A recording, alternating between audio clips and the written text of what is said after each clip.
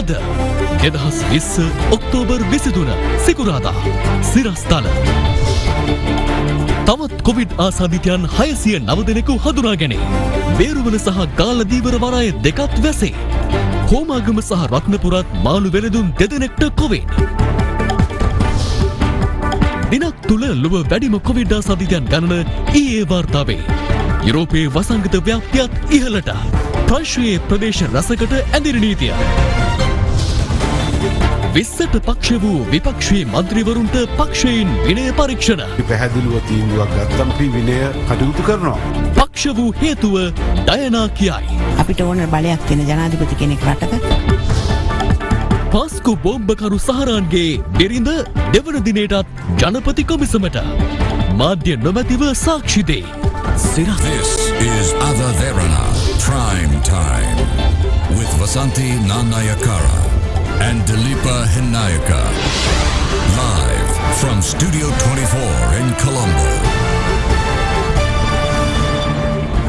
අයුබෝවන් ඔබ අදත් එක්වන්නේ ශ්‍රී ලංකාවේ අංක 1 සහ විශ්වසනීයම පුවත් විකාශය අද දෙරණ 6:55 සමගින්. අද දිනය තුළ මෙරටින් තවත් කොවිඩ් ආසාදිතයින් 609 දෙනෙකු හඳුනා ගැනුණා. ඉන් 496 දෙනෙකුම හඳුනාගෙන ඇත්තේ පෑලියගොඩ මත්ස්‍ය වෙළඳ සංකීර්ණයේ සිදු කළ PCR පරීක්ෂණ වලින්. ඒ අතර අලුතින් ආසාදිතයන් හඳුනා ගැනීම නිසා බේරුවල ධීවර වරාය හා ගාල්ල ධීවර වරාය తాවකාලිකව වසා දමා තිබෙනවා.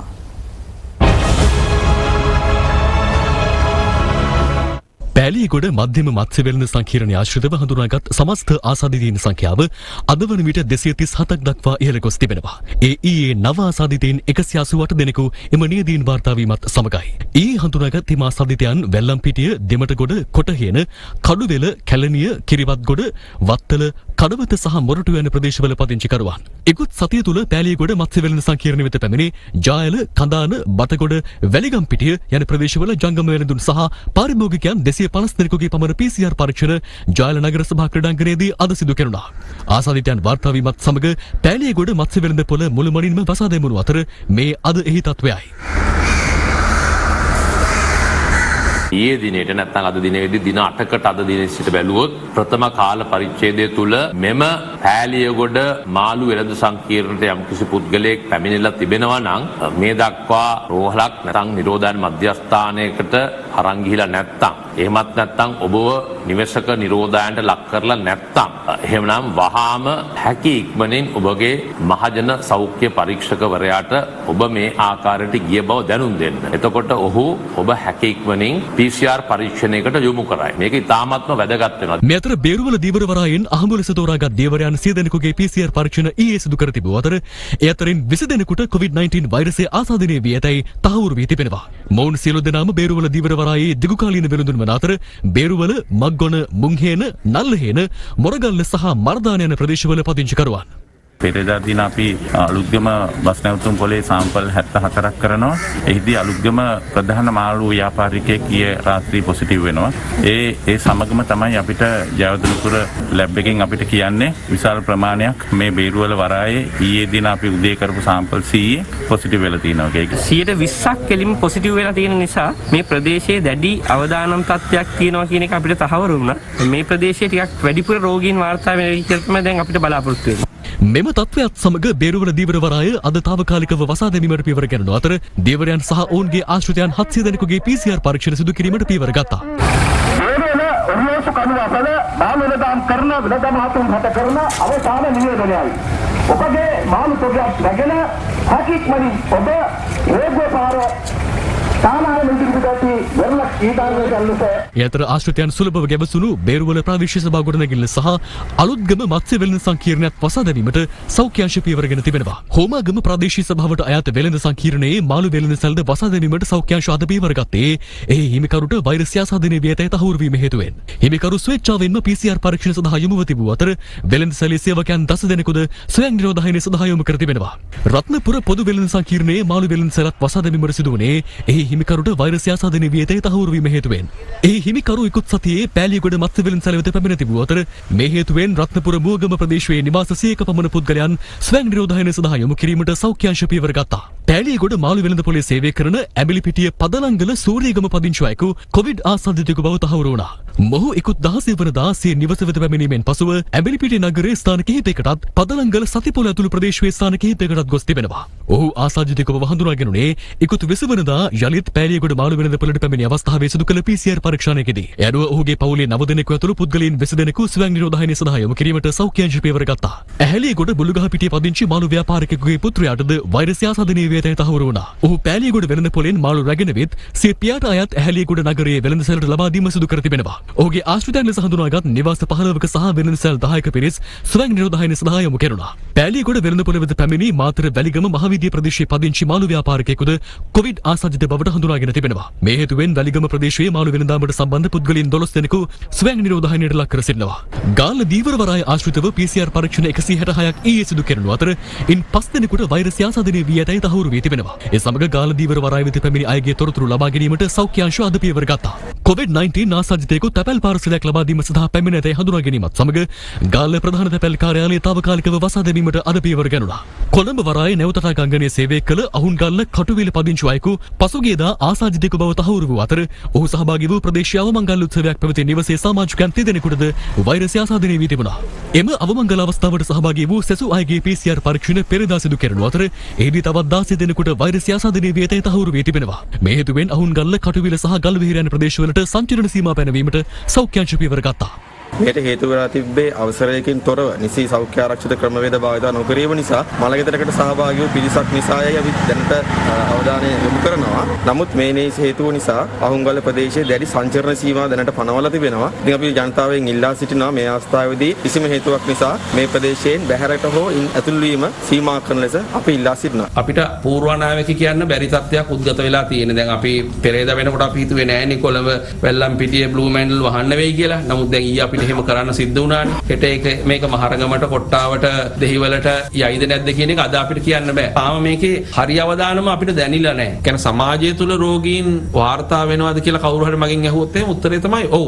සමාජ ව්‍යාප්තියක් ඇත්තටම සිද්ධ වෙච්ච මොහොතක වටපිටාව සම්පූර්ණයෙන් උඩු යටිකුරු වෙනවා. මරණ ගාන වැඩි වෙනවා. රෝහල් පද්ධතියේ ඇඳන් සංඛ්‍යාව ප්‍රමාණවත් නැති වෙනවා. රෝහල් කාර්ය මණ්ඩලය විඩාවටපත් වෙනවා. ඒ අයගේ ක්‍රියාකාරීත්වය අඩපණ වෙනවා. ඊටාම භයානක තැනකට තමයි රට ගමන් කරන්නේ. යම් කිසි මොහොතක සමාජ ව්‍යාප්තියකට ඇත්තටම අපි ප්‍රවේශ වුණොත්. මෙන්න මේ සිතියමෙන් අපිට පැහැදිලි වෙනවා රෝගීන් ප්‍රමාණය මේ පහුගිය සති දෙක ඇතුළත කොච්චර එකපාර කොච්චර වැඩි වුණාද කියන එක ඔබට පැහැදිලි වෙනවා.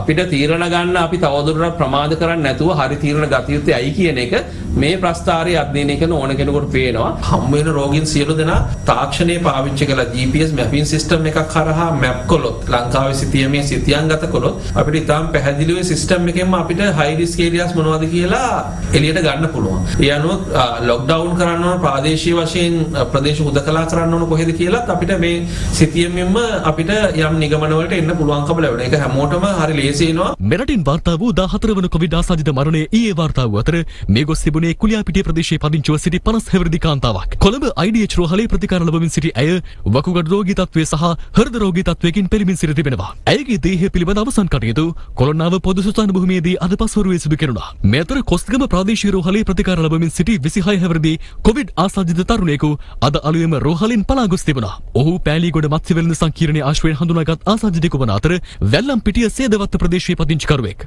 අද උදේ කයිසි පාටිට තමයි රෝගියා අපිට ඇතුළත් කරලා ඉන්නේ. කොළඹ මහ රෝහලෙන් අපිට ට්‍රාන්ස්ෆර් කරපු රෝගියා. උදේ 6ට අපි සාමාන්‍ය විදිහට රෝගීන් ගැන පරීක්ෂා කරලා බලනකොට තමයි ආ රෝහලේ නැති බව දැනගත්තේ. එම ආසාදිතයා පලා යන ආකාරය කොස්ගම ශාලාව හන්දිය ඇසළ තිබූ CCTV කැමරාවක මෙලෙස සටහන්ව තිබුණා.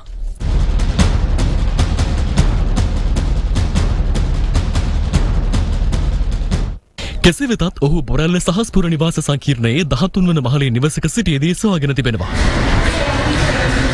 කොරෝනා පොසිටිව් වෙලා ඉන්න පේෂන්ට් කෙනෙක්ව අල්ලලා වටේ ඒ ගෙවල් වල කට්ටිය දැනුම් දීලා ඊට පස්සේ පොලිසියත් එක්ක එකතු වෙලා අපි එයාව අල්ලලා ආයි අනිත් පැත්තට යවුවේ. ඔය කීයක් විතර ඉඳලා තියෙනවද මෙතන? පැය 6-7ක් ඉඳලා තියෙනවා. අද මෙරටින් නව COVID-19 ආසාදිතයන් 609 දෙනෙකු හඳුනාගත් බව රාජ්‍ය ප්‍රවෘත්ති දෙපාර්තමේන්තුව නිවේදනය කළා. ඒ අතරින් 496 දෙනෙකුම පෑලියගොඩ මත්ස්‍ය වෙළඳ සංකීර්ණයේ සිදු කළ PCR පරීක්ෂණ වලින් හඳුනා ගැනුණා. තවත් ආසාදිතයන් 20 දෙනෙකු බේරුවල දීවර වරායනොත් 5 දෙනෙකු ගාල්ල දීවර වරායනොත් හඳුනාගෙන තිබෙනවා. මීට අමතරව නිරෝධායන මධ්‍යස්ථානවල සිටින අය අතරින් 48 දෙනෙකුට සහ මුල් ආසාදිතයන්ගේ ආශ්‍රිතයන් 40 දෙනෙකුටද වෛරසය ආසාදනය වී ඇතැයි අද හඳුනා ගැනුණා. කොවිඩ් ව්‍යාප්තිය සැලකිල්ලට ගනිමින් කොළඹ දිස්ත්‍රික්කයට අයත් වැල්ලම්පිටිය, බ්ලූමැන්ඩල්, මට්ටක්කොළිය, මෝදර, ග්‍රෑන්ඩ් පාස්, කොටහේන යන පොලිස් බල ප්‍රදේශවලට මේ වන විට නිරෝධායන ඇඳිරි නීතිය පනවා තිබෙනවා.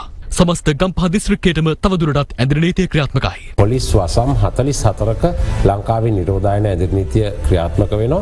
මතුගම ප්‍රදේශයේ ගම්මාන කිහිපයක් හුදෙකලා කරලා තියෙනවා ආසාදිතයින් වාර්තා වෙච්ච නිසා. පාස් ප්‍රදේශයට ඇඳිරි නීතිය දැම්ම පවුල් 9ක් එකපාරට මේ අසනීපයි කියලා එක එක්කෙනා යන්න යනවලු. යන්නේ කොහෙද? ගෙදර තියෙන ඔක්කොම බඩු ටිකක් අරගෙන එක එක ඥාතින්න ප්‍රදේශ වලට නුවරට කෑගල්ලට. එහෙම යන්න නෙමෙයි මේ ඇඳිරි නීතිය දාන්නේ චතුර. මේ එහෙම ගියාම මේ යන්නේ කවුද? එක ආසාදිතයෙක් අරගෙන ගියා නම් ඒ අරගෙන යන්නේ අර කොවිඩ් එක තමයි යන්නේ. නිවටකමක් එහෙම නැත්තම් මේක මේ බය අඩුකමක් නැත්තම් තමුන්ට ලැජ්ජා විය යුතු කාරණයක් නෙමෙයි. ලෝක සෞඛ්‍ය සංවිධානය කියන විදිහට චතුර 2021 අවුරුද්දේ අවසාන කාලය වෙනකම්ම කොවිඩ් එක ඉන්න වෙනවා. ඉතින් එතකල් කාලයක් රටක් එක දිගටම වහලා තියන්නත් බෑ. ඉතින් ඒක නිසා මේවා ඔක්කොටම අපි මූණ දෙන්න වෙනවා ඉදිරියේ තියෙන අභියෝග වලට.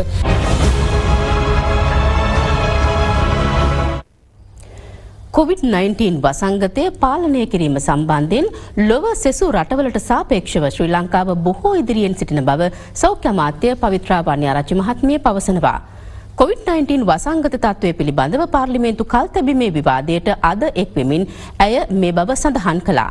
එහිදී ආණ්ඩුවෙන් සහ විපක්ෂයෙන් පළ වූ අදහස් කිහිපයක් දැන්. කොවිඩ් වසංගතය මර්ධනය කිරීම සඳහා පිහිටවා තිබෙන කාර්යසාධක බලකාය මාදක පුවත්පත වාර්තා කළ තිබුණා මාස 2කටවත් කැඳවී නැති බව. ඒකෙන් කියන්නේ දෙවනි අවදානම පිළිබඳව මා හිතන ආණ්ඩුව පමණක් නෙවෙයි සමාජයක් විසින් ඒ පිළිබඳ දැක්විය යුතු ආරක්ෂිතභාවය සැලකිය යුතු ප්‍රමාණයකින් බිඳවට්ටවා තිබුණා. සමාජ ඒකරාශී වීම පිළිබඳ ඔබතුමිය දාලා තියෙන නිර්ණායකයක් අඩුම තරමේ මීටරයක දුරින් සිටිය යුතුයි කියලා. පාර්ලිමේන්තුවේත් අපි මීටරයක දුරින් නැහැ. ඔබතුමිය කිව්ව එක සමාජයට මොකද අදාළ නැහැ. ඒක පෞද්ගලික තැනක් වගේ කමක් නැහැ කාතකින් නේද? ඒ කම්පැනියක් වගේ නේද? කොහොමත් ගැසට් එකේදී නීති සම්පාදකයා අදහස් කරේ පිට පරිශ්‍රයන්. ඒ කියන්නේ ඇතුලේ පරිශ්‍රයන් නෙවෙයි. ඇතුලේ පරිශ්‍රයන් නෙවෙයි. මේ මහජනයා ගැවසෙන පිට පරිශ්‍රයන් කියන එක. ඔබතුමීට මතක ඇති මේ හයිඩ්‍රොක්සි ක්ලොරොක්වින් කියන බෙහෙත ගැන ඒ වගේම මේකට ආදේශ කරන තවත් බෙහෙතක් තිබෙනවා ප්ලැකනිල් ගැන උසුළු විසුළු රසක් කරා. එතකොට මේ බෙහෙත් වර්ගවල නම් කියලා මේ උත්තරීතර සභාවේ විහිළු තහළු කරන අතරතුර ඒ බෙහෙතම අනුමුන් කරනවා කොවිඩ් රෝගීන්ගේ ප්‍රතිකාරය සඳහා මේ ගල්ගමුවේ. ඒ විතරක් නෙවෙයි තවත් මිලියන 30ක් වටිනා ටෙස්ට් කිට්ස් අන්න එයාපෝට් එකේ හිර වෙලා ගබඩා කාමරේ තියෙනවා. හරි. ඉතින් බොරු නම් ඔබතුමිය අමතක කළා දාන්න. හරි බොරු නම් සමා වෙන්න. වැරද්ද හදාගන්න හැදෙන්න කියන්නේ. මම ඔබතුමියට කිව්වහම මුව ආවරණ ලබා දීම වැදගත් කියලා. ඔබතුමිය මොනවද කිව්වේ? නෑ ඒ වගේ වැඩක් නෑ. යෝජනාවක් කරනකොට එක පාරට මේ යෝජනාවට දාන්න එපා මේ දේශපාලන පාටක්. මොකෝ පක්ෂයක් බලලාද මේ කොරෝනා හැදෙන්නේ? ඒ වගේම විපක්ෂ නායකතුමා කිව්වා ප්ලැකනිල් පිළිබඳ හයිඩ්‍රොක්සි ක්ලෝරොක්වින් පිළිබඳ එතුමා ප්‍රකාශ කරපු නිසා මේ සභාවේ ඉන්න ඖෂධ විද්‍යාව පිළිබඳ මහාචාර්යවරයෙක් හැටියට මට ඒ පිළිබඳ පැහැදිලි කිරීමක් කළ යුතුයි. විශේෂයෙන්ම එතුමා ඊටාම සාවද්ද ප්‍රකාශයක් කරනු ලැබුවේ හයිඩ්‍රොක්සි ක්ලෝරොක්වින් කියන ඖෂධය අද රජයේ රෝහල් වල ප්‍රධාන වශයෙන් පාවිච්චි කරන්නේ රුමටොයිඩ් ආතරයිටිස් කියන ආතරයිටිස් රෝගයට ලබා දීම සඳහා. ඒක නිසා ගල්ගමුව විතරක් නෙමෙයි මේ රටේ සියලුම රෝහල් වල විශේෂඥ වෛද්‍යවරු කායික රෝග විශේෂඥ වෛද්‍යවරු මේ කියන ඖෂධ හයිඩ්‍රොක්සි ක්ලෝරොක්වින් ලබා ගන්නවා. ඒක ලබා ගන්නේ මේ කොරෝනා මර්ධනයට නෑ. ඒක අපේ නැෂනල් ප්‍රොටෝකෝල් එකේ කොහෙවත් නෑ හයිඩ්‍රොක්සි ක්ලෝරොක්වින් දෙන්න ඕන කියලා. නතුම ඖෂධ ගැන කතා කරන්න කියලා දෙවෙනි වතාවටත් ජනතාව නොමග යවුවයි. අනුර කුමාර දිසානායක මැතිතුමා සඳහන් කළ කරුණක් පිළිබඳව මම සඳහන් කරන්නට අවශ්‍යයි. කොවිඩ් මර්ධන ජාතික ව්‍යාපාරයේ පළවෙනි රැල්ලෙන් පසුව මාස ගණනක් යනතුරු රැස්ුනේ නැtei කියලා එතුමා කිව්වා. අවම වශයෙන් සතියකට වතාවක් රැස් වෙලා තිබුණා. ඒ වගේම මූණට මූණ හම්බුනේ නැති වුණත් ඔවුන් තාක්ෂණය මගින් සෑම වැදගත් කාරණයකදීම ඊටාම කාර්යබහුල පුද්ගලයන් මේ සෑම කෙනෙක්ම දිනපතා දත් උහුමාරු කර ගැනීම සහ අදහස් උහුමාරු කර ගැනීම සිදු කරලා තිබෙනවා. වසංගත රෝග විද්‍යාඥයන් කියනවා නම් මේක තාම සමාජගත වීමක් සමාජ මට්ටමේ පැතිරීමක් නැහැ. ඒක මතය. හැබැයි වසංගත රෝග විද්‍යාඥයන් කිව්වොත් නෑ මේ රෝගය සමාජගත වෙලා තියෙනවා කියලා එදාට ආණ්ඩුව කියන්නේ නෑ මේක සමාජගත වෙලා නෑ කියලා. අපි මේ මතයට මුහුණ දීලා අපි ඒකට පාලනය කරන්න පුළුවන් අවශ්‍ය කටයුතු මේ රටේ නිර්මාණය කරනවා. මම මේ දීවර ශ්‍රේෂ්ඨය දන්න හැටියට මේ දීවර ශ්‍රේෂ්ඨය හරහා තමයි මේ ලංකාවට මේ කොරෝනා වසංගතය යන්නේ. මේ වරාය 21 ගමට යනවා, නගරයට යනවා, කුඩා ගම්මාන වලට යනවා. තහනම් කරන්නේ නෙවි. වරායවල් දින දෙකකට නතර කරන්න ලොක්ඩවුන් කරන්න. තදින් ක්‍රියාත්මක තමයි කරන්න අපේ ජීවරු කියන දේ අහන්න. මුළු ලංකාවට මේ දේ හරියට ක්‍රියාත්මක නොකරොත් අනිවාර්යෙන් මේ වසංගතේ නතර කරන්න බැරි වෙනවා. මාව ජනාධිපති කොමිසමකටත් ගෙනිච්චා. මොකටද නෙවිල් ෆර්නෑන්ඩෝ රෝහල බාරගත්තට. අද ඒක තමයි පාවිච්චි කරන්නේ ප්‍රධානම කොවිඩ් මධ්‍යස්ථානය විදියට. අද සුවසැරිය. ඒ සුවසැරිය ගිලන් රථයේ ගේන වෙලාවේ GM කිව්වේ මොකද ගල් ගහන්න කිව්වා ඔක. ඕකේ මැලේරියා එනවා කිව්වා. ඕකේ රෝග කට්ටිය එනවා කිව්වා. ඔබතුමා ගේන්න හැදුවේ තනිකරම ඉන්දියන් අය ඒ සුවසැරියට ගෙනල්ලා වර්තමාන කරන්න හිටියේ. නැත්නම් මොකද? එහෙම තමයි කරන්න ගියේ. එහෙම තමයි කරන්න ගියේ. අපි කෑ ගහලා තමයි මේ සෞඛ්‍ය අමාත්‍යාංශයට ගත්තේ. නැත්නම් කොහෙද? නැත්නම් ඉන්දියන් කාර්යය මේ රෝ එක ඇවිල්ලා මෙහෙ කරන්නේ නැ වැඩේ. අපිට තිබුණේ ඇඳන් 150යි මට මතක විදිහට බෝවන රෝගීන්ට ප්‍රතිකාර කරන්න IDH එකේ ජනවාරි වෙනකොට. හැබැයි ඔක්තෝබර් මාස වෙනකොට අද ඇඳන් 3500ක් රෝගීන්ට ප්‍රතිකාර කරන්න අපි සකස් කරගෙන තියෙනවා. අද වෙනකොට රෝහල් 30ක් අපි සූදානම් කරගෙන තියෙනවා. අද වෙනකොට අපි PCR පරීක්ෂණ 8000ක් කරන්න පුළුවන් තරමට පරීක්ෂණාගාරවල කටයුතු අපි වැඩි කරගෙන තියෙනවා. මං හැම වෙලේම කියන්නේ මේක ලෝකයේත් එක්ක බලන්න ලෝක තත්ත්වයක් ගෝලීය වසංගත තත්ත්වයක්. ඒ තත්ත්වයකදී ලංකාව ඉන්නේ ගොඩාක් ඉදිරියේ. දිනක් තුළ ලොව වැඩිම කොවිඩ් ආසාදිතයන් ගණන ඊයේ වාර්තා වුණා. ගෙවුණු පැය 24 තුළ ලොව හඳුනාගෙන ඇති ආසාදිතින් ගණන 4,78,057ක්. ඒ අතර යුරෝපයේ වසංගත ව්‍යාප්තිය යළිත් ඉහළ යමින් පවතිනවා. සමස්ත ගෝලීය කොවිඩ් ආසාදිතයන් සංඛ්‍යාව මේ වන විට 4 කෝටි 20 ලක්ෂ ඉක්මවා තිබෙනවා. ලොව පුරා සිදුව ඇති මරණ ගණන 11 ලක්ෂ 43,000කට අධිකයි. කොවිඩ් දෙවන රැල්ලට දරුණු ලෙස ගොදුරු වී ඇති ප්‍රංශයේ ආසාදිතයන් සංඛ්‍යාව මේ වන විට මිලියනයකට ආසන්නයි. ඊයේ එරටින් නව ආසාදිතයන් 41,622 දෙනෙක් හඳුනා ගැනුණා. ප්‍රංශයේ දෛනික ආසාදිතයන් ගණන 40,000 ඉක්මවා ගියේ පළමු වරටයි. මෙම තත්ත්වය නිසා ප්‍රදේශ රැසකට රාත්‍රී කාලයේ ඇඳිරි නීතිය පැනවීමට බලධාරීන් පියවරගෙන තිබෙනවා. අයිස්ලන්තය, එස්තෝනියාව, සැන් මැරිනෝ ඇතුළු රටවල් කිහිපයක් හැර සෙසු යුරෝපා රටවලින් දෛනිකව ඉලක්කම් 3ක සංඛ්‍යාවකින් ආසාදිතයන් වාර්තා වෙමින් තිබෙනවා. පෘතුගාලයේ උතුරු දිග කලාප 3ක් අර්ධ වශයෙන් වසා දැමීමටයි බලධාරීන් පියවරගෙන ඇත්තේ. ස්පාඤ්ඤයෙන් ඊයේ වැඩිම දෛනික ආසාදිතයන් ගණන වාර්තා වූ අතර එම සංඛ්‍යාව 20,986ක්. ඇමරිකාවේ වෛරස ව්‍යාප්තිය යළි උග්‍ර කරමින් ඊයේ එරටින් නව ආසාදිතයන් 70,846 දෙනෙක් වාර්තා වුණා. ගෙවුණු පැය 24 දී එරට සිදු වූ කොවිඩ් මරණ ගණන 925ක්. ප්‍රති වෛරස ඖෂධයක් වන රෙම්ඩිසිවිර් කොවිඩ් රෝගීන්ට ලබා දීම සඳහා ඇමරිකානු ආහාර සහ ඖෂධ පාලන ආයතනයේ පූර්ණ අනුමැතිය ලැබී ඇතැයි වාර්තා වෙනවා. එම ආයතනය කොවිඩ් ප්‍රතිකාරයක් සඳහා අනුමැතිය ලබා දුන් පළමු අවස්ථාවද මෙයයි. ජනාධිපති ඩොනල්ඩ් ට්‍රම්ප්ද මෙම ඖෂධය ලබා දී තිබුණා. නමුත් ලෝක සෞඛ්‍ය සංවිධානයේ පසුගියදා නිවේදනය කළේ කොවිඩ් ආසාදිතයෙකු මරණයෙන් ගලවා ගැනීමට රෙම්ඩිසිවිර් ඖෂධයට ඇත්තේ ඉතා සුළු හැකියාවක් බවයි. කොවිඩ් වසංගතයෙන් තවමත් ලොව දෙවනුවට වැඩිම බලපෑම් එල්ල වී ඇත්තේ ඉන්දියාවටයි. එරටින් වාර්තා වන දෛනික ආසාදිතයන්ගේ කැපිපෙනෙන අඩුවක් ඇති නමුත් එළඹෙන ආගමික උත්සව සමයෙන් පසුව ආසාදිතයන් යලි ඉහළ යනු ඇතැයි විශේෂඥයන් අනුතුරු අඟවනවා. 20 ආණ්ඩුක්‍රම ව්‍යවස්ථා සංශෝධනය 3/2කට වැඩි බහුතර ඡන්දයෙන් පාර්ලිමේන්තුවේදී ඊයේ සම්මත වුණා. සමග ජන බලවේගයෙන් තේරීපත් වූ විපක්ෂ මන්ත්‍රීවරු 8 දෙනෙකුද එයට සහාය දැක්වීම විශේෂත්වයක්. රවුෆ් හකීම් මහතාගේ පක්ෂය නියෝජනය කරන සිව් දෙනෙකු සහ රිෂාඩ් බදියුදීන් මහතාගේ පක්ෂය නියෝජනය කරන දෙදෙනෙකුද ඒ අතරට අයත්. 20 වන ව්‍යවස්ථා සංශෝධන පනත් කෙටුම්පතට අදාළ දෙවන වර කියවීමේ විවාදය අවසානයේ ඊයේ රාත්‍රී 7:30ට දෙවන වර කියවීමේ ඡන්ද විමසුම විද්‍යුත් ක්‍රමයකට පැවැත්වුණා. එෙහිදී 20 වන සංශෝධනයට පක්ෂව ඡන්ද 156ක් ලැබුණු අතර විපක්ෂව ලැබුණේ ඡන්ද 65ක් පමණයි. පාර්ලිමේන්තුවේ දැනට මන්ත්‍රීවරු පත්ව සිටින ආසන 223න් කතානායකවරයා හැර මන්ත්‍රීවරු 222 දෙනෙකුට ඡන්දය ප්‍රකාශ කිරීමට අවස්ථාව හිමිව තිබුණා. කෙසේ වෙතත් ශ්‍රී ලංකා නිදහස් පක්ෂයේ සභාපති හිටපු ජනාධිපති මෛත්‍රීපාල සිරිසේන මහතා ඡන්ද විමසුමට සහභාගී වූයේ නැහැ. යනුව පක්ෂයේ ඉතිරි මන්ත්‍රීවරුන් 148 දෙනා සමග විපක්ෂයේ නියෝජනය කරන මන්ත්‍රීවරු 8 දෙනෙකු 20 වන සංශෝධනයට පක්ෂව ඡන්දය ප්‍රකාශ කිරීම විශේෂත්වයක්. මෙලෙස 20ට පක්ෂව ඡන්දය ප්‍රකාශ කළේ විපක්ෂ නායක සජිත් ප්‍රේමදාස මහතාගේ නායකත්වයෙන් යුත් සමග ජන බලවේගයේ මන්ත්‍රීවරු 8 දෙනෙක්. සමග ජන බලවේගයෙන් තේරීපත් වූ ශ්‍රී ලංකා මුස්ලිම් කොංග්‍රසයේ නායක රවුෆ් හකීම් මහතා හැර ඔහුගේ පක්ෂය නියෝජනය කරන නසීර් අහමඩ්, ෆයිසල් කාසිම්, මොහමඩ් හාරිස් සහ එම්.එස්. තෞෆීක් යන මන්ත්‍රීවරු සිව් දෙනා සංශෝධනයට පක්ෂව ඡන්දය ප්‍රකාශ කළා. එමෙන්ම සමස්ත ලංකා මහජන කොංග්‍රසයේ නායක රිෂාඩ් බදියුදීන් ගේ පක්ෂය නියෝජනය කරන ඉෂාක් රහුමාන් සහ අලි සබ්රි රහීම් යන මන්ත්‍රීවරුන් දෙදෙනාද 20ට පක්ෂව ඡන්දය ලබා දුන්නා. මීට අමතරව මනෝ ගණේෂන් මහතා නායකත්වයේ දරන දෙමළ ප්‍රගතිශීලී සන්ධානයේ අරවින්ද් කුමාර් මන්ත්‍රීවරයාද 20 වන සංශෝධනයට පක්ෂව ඡන්දය ප්‍රකාශ කළා. සමග ජන බලවේගයේ ජාතික ලයිස්තු මන්ත්‍රී ඩයනා ගමගේ මහත්මියද 20 වන සංශෝධනයට පක්ෂව ඡන්දය ලබා දීම විශේෂත්වයක්. පසුගියදා 20 වන සංශෝධන පනත් කෙටුම්පත දැඩි ලෙස විවේචනය කළ ශ්‍රී ලංකා පොදුජන පෙරමුණේ පාර්ලිමේන්තු මන්ත්‍රී ආචාර්ය විජේදාස රාජපක්ෂ මහතාද පනත් කෙටුම්පතට පක්ෂව ඡන්දය ලබා දුන්නා. ප්‍රතිඵල ප්‍රකාශයට පත් කළ අවස්ථාවේ සමග ජන බලවේගයේ පාර්ලිමේන්තු මන්ත්‍රී තුෂාර ඉන්දුනිල් මහතා 20ට පක්ෂව ඡන්දය දුන් නසීර් අහමඩ් මන්ත්‍රීවරයාට රුපියල් 20ක මුදල් නෝට්ටුවක් දිගු කරන ආකාරය මන්ත්‍රීවරයෙක් සිය ජංගම දුරකථනයෙන් මෙලෙස පටිගත කර තිබුණා.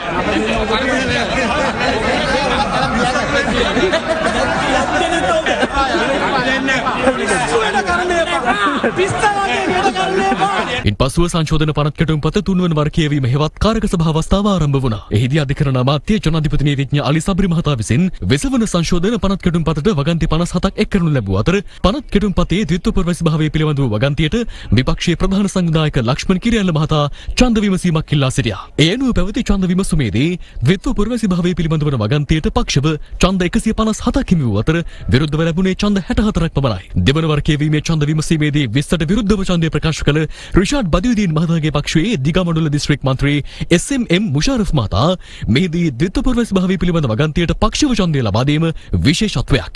මෙහිදී තුන්වන වර කියවීමෙන්ද 20 වන ව්‍යවස්ථා සංශෝධනය සම්මත වුණා.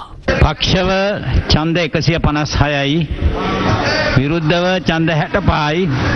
ඒ අනුව 20 වන ආණ්ඩුක්‍රම ව්‍යවස්ථා සංශෝධනය නැමැති පනත් කෙටුම්පත තුන්වෙනි වර කියවා සංශෝධන සහිතව සම්මත කරගත් බව දන්වනු කැමැත්තෙමි. මේ අනුව පාර්ලිමේන්තුවේ සම්මත වූ 20 වැනි ව්‍යවස්ථා සංශෝධන පනත් කෙටුම්පතට කතානායක අත්සන්දබීමෙන් පසු එය වළංගු නීතිය බවට පත්වනවා.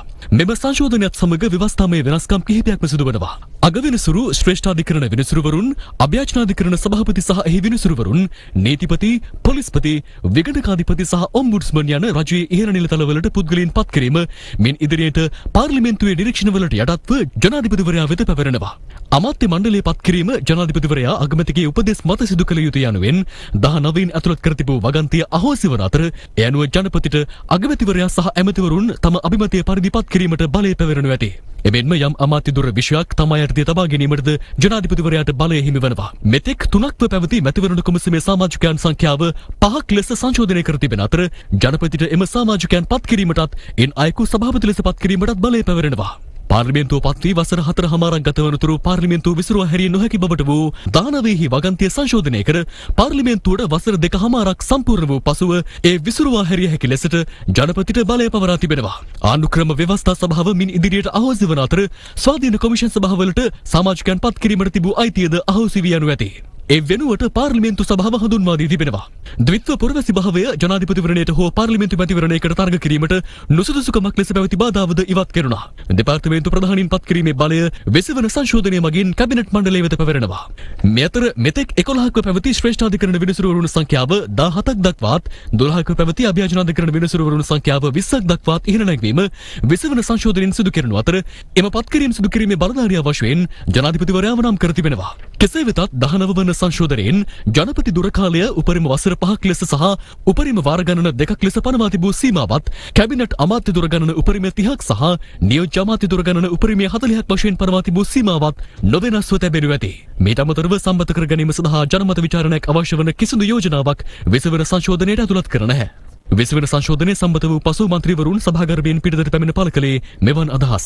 විපක්ෂයන් කරන චෝදනාවක් තමයි ඔබතුමා මේ සල්ලි වලට තමයි මේ තීන්දුව ගත්තේ කියලා. පිස්සු අපිට සල්ලිත් ඕනේ පොසිෂන් උත් ඕනේ. අපි තීරණය ගත්තේ මේ රට හදියටම ඉදිරියට ගෙනියන්න ජනාධිපතිතුමා පිළිගන්නවා. ඒක මම මගේ හිතට එකක වරද සාක්ෂියට අනුව ගත්ත තීරණයක්. අපිට ඕන බලයක් තියෙන ජනාධිපති කෙනෙක් රටක අඩුම ගානේ තමන් යටතට මේ ආරක්ෂක අමාත්‍යාංශයේ කියන දේවත් ගන්න බැරි ජනාධිපති කෙනෙක් මොකටද අපිට මේ රටේ? මේ රටේ මිනිස්සු මේ විශ්වාසයක් දීලා සිස්ටම් චේන්ජ් කරන්න කියලා දැන් ගෝඨාභය මහත්තයට ඡන්ද දුන්නානේ. ඉතින් මේ මිනිස්සුන්ගේ බලාපොරොත්තු වලට මොකද එතකොට දැන් වෙන්නේ? එතකොට මේ රටේ ජනාධිපති අපේ ජනාධිපති නෙමෙයිද? දැන් ඔබතුමියට විරුද්ධව විනය ක්‍රියාමාර්ග ගන්න හදන්නේ පක්ෂයෙන්. මොකක්ද විනය පරීක්ෂණ කරපු. ඉතින් එතනට ආවහම අපි ඒකට මුහුණ දෙමු. දැන් මේකේ හැමදාම ගෝඨාභය රාජපක්ෂ මේක බදාගෙන සදාකල් තියන් ඉන්න දෙන්නේ නෑනේ. තව කෙනෙක් හෙට අනිද්දා තව අවුරුදු 5කින් ජනාධිපති වෙන්න පුළුවන්නේ. ඒ සජිත් ප්‍රේමදාස මැතිතුමා වෙන්න පුළුවන්නේ. එතුමා එතකොට ඇවිල්ලා කියනවද නෑ මට එපා මේ බලය. එතකොට එතුමා මේ ජනතාවට දෙන පොරොන්දු ඉටු කරන්නේ කොහොමද? මේකට මම එකඟයි මේ රට ඉදිරියට යන්න ඕන. ඇමතිවරයා සම්බන්ධයෙන් සාකච්ඡා වෙනවද මේ දවස්වල? නෑ එහෙම කොතන නෑ. දැන් සජිත් ප්‍රේමදාස මහතා කතා කළා මොකද ඇහුවේ? ඡන්දෙ දුන්නායින් පස්සේ ඔබතුමියගේ. එතුමාගේ කිසි මේ මොකද එතුමාට මම දන්නලා ගියේ. එතුමා එපා කිව්වේ නැද්ද? එතුමා එපා කිව්වා. ඔබතුමිය වගකීමෙන්ද කියන ඔබතුමිය මුදලට විකුණුන්නේ නැහැ. මට සල්ලි ඕනේ නැහැ. මොකටද මට සල්ලි? මට සල්ලි දෙන්න. මුදලට ගිය කට්ටිය කවුද කියලා හෙළි වුණා. වඳකොත්තු පාස්කෝඩ් සහරහන්ලා ඒ කට්ටිය ඔක්කොම දැන් අර පැත්තට ගිහිල්ලා තියෙනවා. දැන් ඒ නිසා දැන් අන්තවාදීන්, ජාතිවාදීන්, ත්‍රස්තවාදීන් ඔක්කොම එකතු වෙලා මේ රටට වින කරන ඒකාධිපති විශ්ව සම්මත කරගත්තා. සල්ලි දෙන්න කොමනා නෑනේ. මොකද හොඳ සංශෝධනයක් කෙනකොට හැමෝම ඉතින් ඡන්ද දෙන්න කැමති අය එකතු වෙනවා. ඒගොල්ලන්ගේ නායකයන්ගේ බලපෑම් නොතකා. ලැජ්ජ වෙනවා විමල් වීරවංශලා කොන්ද ගැන කට වහගෙන මම හිතලා කනේ පාරක් කාපු නිසාද කියලා හිතන්න බෑ. විජේදාස රාජපක්ෂ රෙදිය දන් ඉන්නවද කියලා අහන්න කැමති. දුර වික්‍රමනායක මහත්තයලා මම හිතන දේශපාලනය නොකර ඉන්නේ කීට වඩා හොඳයි. මොකද සිංහ නාද දාලා අන්තිමට බලු කේන්ද්‍රයකින් තමයි අවසන් වෙන්නේ. සාෆිලා වඳ කොත්තු ඔක්කොම දැන් මේ පැත්තේ ඉන්නේ. අපි සාපිලා ගත්තේ නෑනේ. සාපි පාර්ලිමේන්තුවේ නෑනේ. සල්ලි වලට ගන්න ඕනේ නෑ විපක්ෂේ. ඇයි අපිට 150ක් හිටියනේ. ඉතින් වැඩියත් එක්ක හිටියනේ 156ක් හිටියනේ. ඒ කියන්නේ අපේ මන්ත්‍රීවරු ටික ඒ පැත්තට ගියේ නැත්නම් ඔවුන්ට 3-2ක් නැහැ. නෑ මුස්ලිම් ඡන්ද නැති වුණත් අපිට 150 තිබිලා තිබුණේ. නමුත් ඒ අයත් ඡන්දෙ දුන්නා. ඉතින් ඒක ගැන අපි සතුටු වෙනවා. දැන් අදින් පස්සේ මේ පාර්ලිමේන්තුව එන්න ඕනේ නැහැ. මේක බුල්ඩෝසර් කරලා දාලා මෙතන ඔය මොන හරි බඩේ රූටියක් හරි මොකක් කරේ හිටවන හරි. මොකද පාර්ලිමේන්තුවේ බලයක් නැහැ අදින් පස්සේ. පාවල දුන්නනේ ඔබතුමාලෙන් කට්ටියම. එක්සත් ජාතික පක්ෂයෙන් ආපු සුජාත සමග ජන බලවේගයේ සියලු දෙනාම මේකට විරුද්ධව ඡන්ද දුන්නා. දැනත් අපේ පක්ෂේ නෙමෙයිනේ. මුස්ලිම් මන්ත්‍රීවරු ගත්ත විදිහ අපි දන්නවනේ. සල්ලි වලට, ඇමතිකම් වලට, වරප්‍රසාද වලට, වරදාන වලට. දන්නව අන්තවාදීන්ගේ තත්ත්වයන් මොනවද කියලා. අන්තවාදීන් හැටියට හිටපු කණ්ඩායම් වල සහයෝගය අපි ඉල්ලුවෙත් නැහැ ලබා ගත්තේ. විපක්ෂෙන් නම් චෝදනා කරන්නේ මිලදී අරගත්තයි කියලා. මේක සාමාන්‍ය දෙයක් නේ. අපිට මේ අපේ මුස්ලිම් සහෝදරවරු අපිට ගහලා එලවන්න බෑ. අපේ දමිළ සහෝදරවරු අපිට ගහලා එලවන්න බෑ. අවසානයේ විපක්ෂයට සටන් පාඩ නැති වෙච්ච සාධනීය 20 වෙනි සංශෝධනයක් තමයි අද සම්මත වුණේ. 20 වන ව්‍යවස්ථා සංශෝධන 50 කෙටුම්පතට පක්ෂව ඡන්දය භාවිත කළ සමගි ජන බලවේගය නියෝජනය කරන සියලුම පාර්ලිමේන්තු මන්ත්‍රීවරුන්ට එරෙහිව දැඩි විනය ක්‍රියාමාර්ග ගන්නා බව එම පක්ෂයේ නායක සජිත් ප්‍රේමදාස මහතා පවසනවා. මේ අතර අදාළ මන්ත්‍රීවරුන්ට එරෙහිව කඩිනමින් විනය ක්‍රියාමාර්ග ගන්නා ලෙස ඉල්ලීමක් කරමින් සමගි ජන බලවේගයේ පාර්ලිමේන්තු මන්ත්‍රීවරු 22 දෙනෙකු අද රැස් වී එම පක්ෂයේ මහලේකම්වරයා වෙත ලිපියක්ද බහර දී තිබෙනවා. එක්සත් ජාතික පක්ෂයේ මේ න්‍යාය පත්‍රයේ කොටසක් විදිහට ඉඳලා තියෙනවා. අපි දැක්කා මේ පක්ෂයේ අභිනවයෙන් පත්වෙච්ච නියෝජ්‍ය නායකතුමාගේ ප්‍රකාශය.